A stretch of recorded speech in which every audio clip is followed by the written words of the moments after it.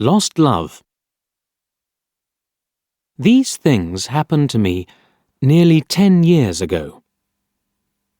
I lived in a city, but the city was hot in summer.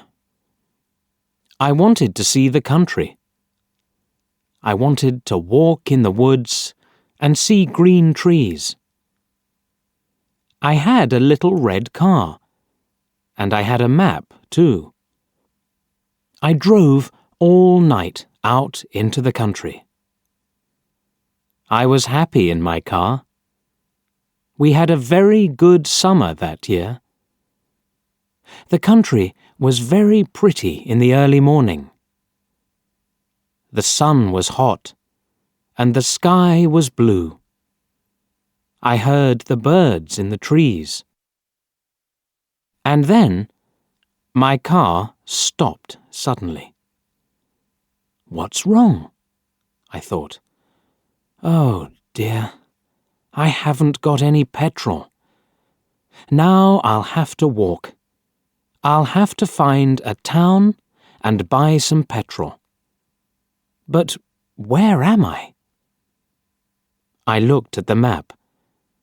I wasn't near a town. I was lost in the country. And then I saw the girl. She walked down the road with flowers in her hand. She wore a long dress, and her hair was long too. It was long and black, and it shone in the sun. She was very pretty. I wanted to speak to her, so I got out of the car. "Hello," I said. "I'm lost. Where am I?" She looked afraid, so I spoke quietly. "I haven't got any petrol," I said. "Where can I find some?" Her blue eyes looked at me, and she smiled. She's a very pretty girl, I thought. "I do not know," she said. "Come with me to the village. Perhaps we can help you." I went with her happily, and we walked a long way. There isn't a village on the map, I thought. Perhaps it's a very small village. There was a village, and it was old and pretty. The houses were black and white and very small. There were a lot of animals. The girl stopped at a house and smiled at me. "Come in, please," she said. I went in. The house was very clean, but it was strange too. There was a fire and some food above it. I felt hungry then. That's strange, I thought. They cook their food over a wood fire. Perhaps they have no money. I met her father and mother, and I liked them. They were nice people, but their clothes were strange. "Sit down," said the old man. "Are you thirsty after your walk?" He gave me a drink, and I said, "Thank you."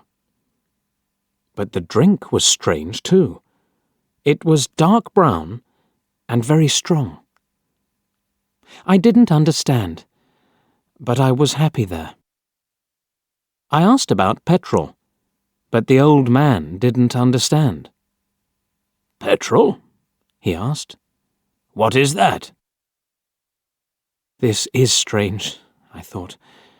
Then I asked, "Do you walk everywhere?" The old man smiled. "Oh, no. We use horses," he said. Horses, I thought. Horses are very slow. Why don't they have cars? But I didn't say that to the old man. I felt happy there. I stayed all day, and I ate dinner with them that evening. Then the girl and I went out into the garden. The girl's name was Mary. "This is nice," she said. "We like having visitors. We do not see many people here." We spoke happily. She was very beautiful. But after a time, she began to talk quietly, and her face was sad. "Why are you sad?" I asked her. "I cannot tell you," she said. "You are only a visitor here. We have to say goodbye tonight. You have to go now." I didn't understand. I loved her, I knew that, and I wanted to help her. Why did I have to go? But Mary said again, in a sad voice, "You have to go. It is dangerous here." So I said, "I'll go to the next town and find some petrol. Then I'll come back." She didn't speak.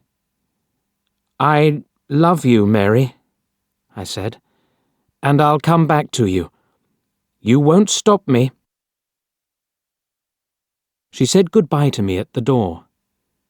Her face was very sad, and I was sad too. I didn't want to go.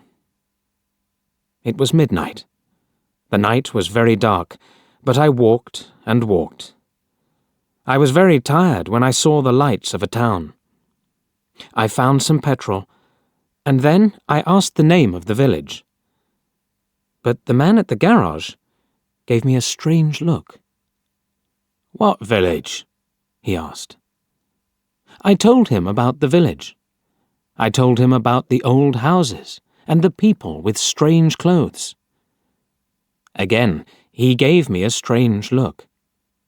He thought, and then he said, "There was a village there, but it isn't there now.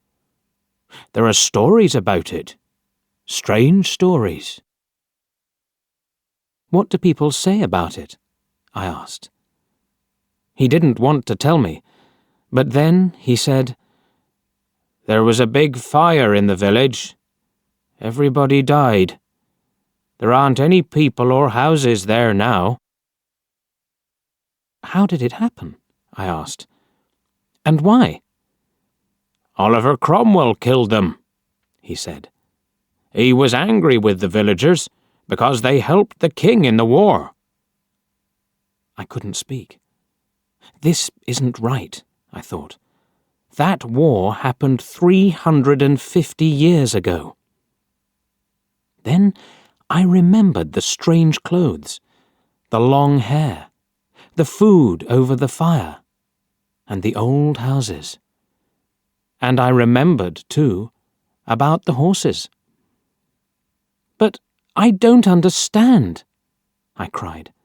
"I saw the people and the village. I spoke to some people there." The man looked quickly at me, and then he spoke. "There's an interesting story about the village.